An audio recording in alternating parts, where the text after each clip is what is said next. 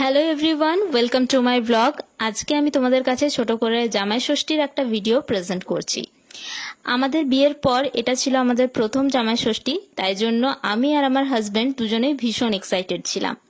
তো জামাই ষষ্ঠীর দিন আমাদের সকালবেলায় আসতে একটু দেরি হয়ে গেছিল। ঠিক 11:30-12টার সময় আমরা ঢুকেছিলাম। মা সকালবেলায় পুজো করে উপোস দিয়েছিল, আর অভিজিৎ আস্তে আস্তে তাকে বিভিন্ন রকমের যা যা নিয়ম আছে সেগুলো করে ফোঁটা টোটা দিয়ে তারপর হাতে সুতো বেঁধে সেই সমস্ত নিয়ম কানুন করে মা ওকে সাজিয়ে খেতে দিল ব্রেকফাস্ট। তো ব্রেকফাস্টে করেছিল মা বেশ কিছু ভাজাভুজি, লুচি, ঘুগনি, পায়েস, মিষ্টি এবং সাথে ছিল ফল। তো সবকিছু নিয়ম পালন করে মা এখানে দেখতে পাচ্ছ যে সুতো বেঁধে দিচ্ছে, এবং এরপরে হচ্ছে যে আমাদের জামাই বাবাজি খাওয়া দাওয়া শুরু করবেন।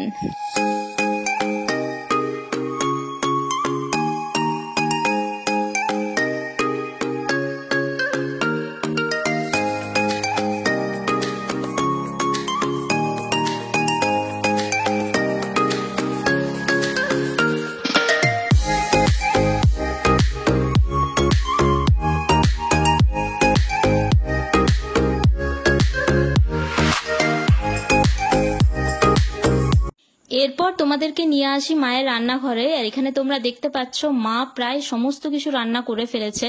বিভিন্ন রকমের মাছ, সাথে ছিল মাটন, চিকেন, চিংড়ি, কোনো কিছুই মা বাদ রাখেনি। জামাইকে সাজিয়ে পুরো এখানে খেতে দিয়েছে, কাঁসার থালায় সুন্দর করে সাজিয়ে ফুলের ডেকোরেশন করে, এবং বিভিন্ন রকমের পদ রান্না করেছে মা তার জামাইয়ের জন্য। আর অভিজিৎ মেনলি মাছ খেতে ভীষণ ভালোবাসে, তাই মাছের বিভিন্ন আইটেম মা রান্না করেছিল, আর সাথে মাটন তো ছিলই, মাটনও ওর ফেভারিট। তো সবকিছু সুন্দর করে গুছিয়ে মা ওকে খেতে দেয়, আর ও দেখে তো ভীষণ খুশি হয়ে যায়। এত কিছু সুন্দর ডেকোরেশন, এত কিছু খাবার দেখে ওর মুখের হাসিটা দেখেই বুঝতে পারছো। তো যাই হোক, যেহেতু জামাই ষষ্ঠী, জামাইকে তো এরকম ভাবে আপ্যায়ন করতেই হবে।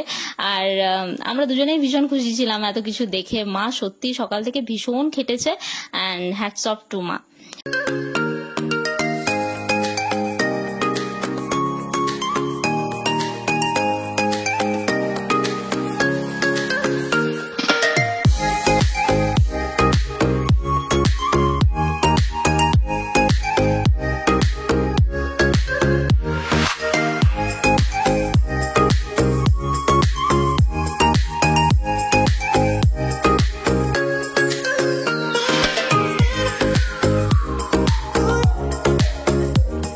তো এই ছিল জামাই ষষ্ঠীর একটা ছোট্ট ভিডিওটা তোমাদের কেমন লাগলো অবশ্যই জানিও। দেখা হচ্ছে নেক্সট ব্লগে।